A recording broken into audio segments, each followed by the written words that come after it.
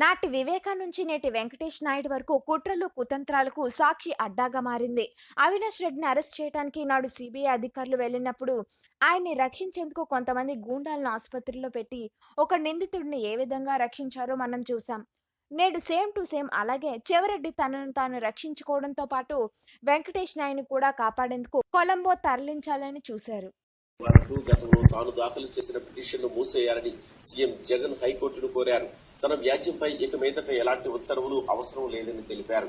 ఒంగోలు ఎన్నికల్లో ఎంపీ అభ్యర్థిగా పోటీ చేసిన చెవిరెడ్డి భాస్కర్ రెడ్డి అదే స్థానం నుంచి డమ్మీ క్యాండిడేట్ గా లేదా స్వతంత్ర అభ్యర్థిగా వెంకటేష్ నాయుడు కూడా పోటీకి ప్రయత్నించారు. సాధారణంగా ఈ కొన్ని ఇలాంటి నెక్స్ట్ సీన్ ఒకసారి మీరు చూసినట్లయితే వివేక మరణంపై సిబిఐ విచారణ చేయాలని హైకోర్టులో కేసు, అధికారంలోకి రాగానే కేసు వెనక్కి. జగన్మోహన్ రెడ్డి ప్రతిపక్ష నాయకుడిగా ఉన్నప్పుడు హత్య జరిగినమ్మంటే ఇమ్మీడియట్ గా సిబిఐ విచారణ జరగాలి, సిబిఐ లోతుగా దర్యాప్తు చేయాలని చెప్పి పిటిషన్ ఇశారు. ముఖ్యమంత్రి అవగానే దాన్ని మళ్ళీ వాళ్లే వెనక్కి తీసుకుంటారు. ఇక్కడ మీరు చూసినట్లయితే ఎవరినైతే అసలు మా మనిషే కాదు, మాకు సంబంధమే లేదు అని చెప్పి బుకాయిస్తున్నటువంటి ఈ పెద్ద మనుషులు మొన్న ఒంగోలు పార్లమెంట్ ఎన్నికల సందర్భంగా ఇదే వెంకటేష్ నాయుడుతో చెవిరెడ్డి భాస్కర్ రెడ్డికి డమ్మీ అభ్యర్థిగా నామినేషన్ వేయించారా లేదా?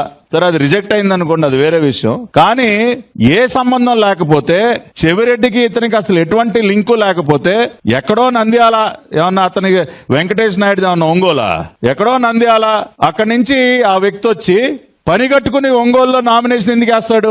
చెవిరెడ్డి భాస్కర్ రెడ్డికి అతనికి ఏం సంబంధం లేకపోతే. కాబట్టి వీళ్ళు చేసేటటువంటి పనులన్నీ ఒకలాగా, రాసేటటువంటి తప్పుడు రాతలని ఇంకొకలాగా.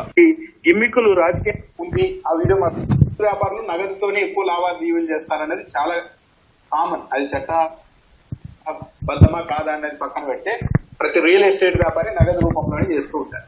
అలాంటి వెంకటేష్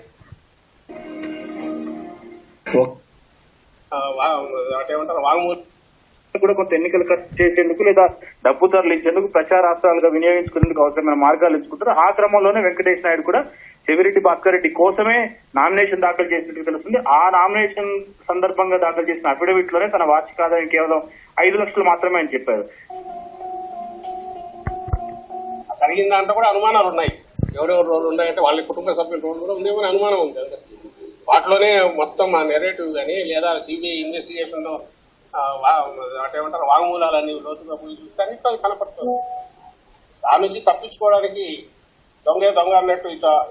సో నెక్స్ట్ వాళ్ళు ఆ రోజున చేసినటువంటి ఎలిగేషన్ ఏంటంటే స్వయంగా కూతురు అల్లుడే చంపించారు. అసలు మిగతా అన్ని పోయినాయి, గుండెపోటు, అనుమానాలు, డ్రామాలు అన్ని అయిపోయినాయి. నెక్స్ట్ సీన్ డైరెక్ట్ గా సునీతి గారి మీద ఆరోపణలు చేయడం ప్రారంభించారు. ఇప్పుడు మాట్లాడుతా ఉన్నాడు కదా సజ్జల రామకృష్ణారెడ్డి, సొంత కుటుంబ సభ్యులపైన అనుమానాలు ఉన్నాయి, దొంగ అన్నట్టుంది అని ఆ వర్షన్కి వచ్చారు. ఇక్కడ ప్యారలల్ గా అసలు ఈ డబ్బంతా చంద్రబాబు గారిదే,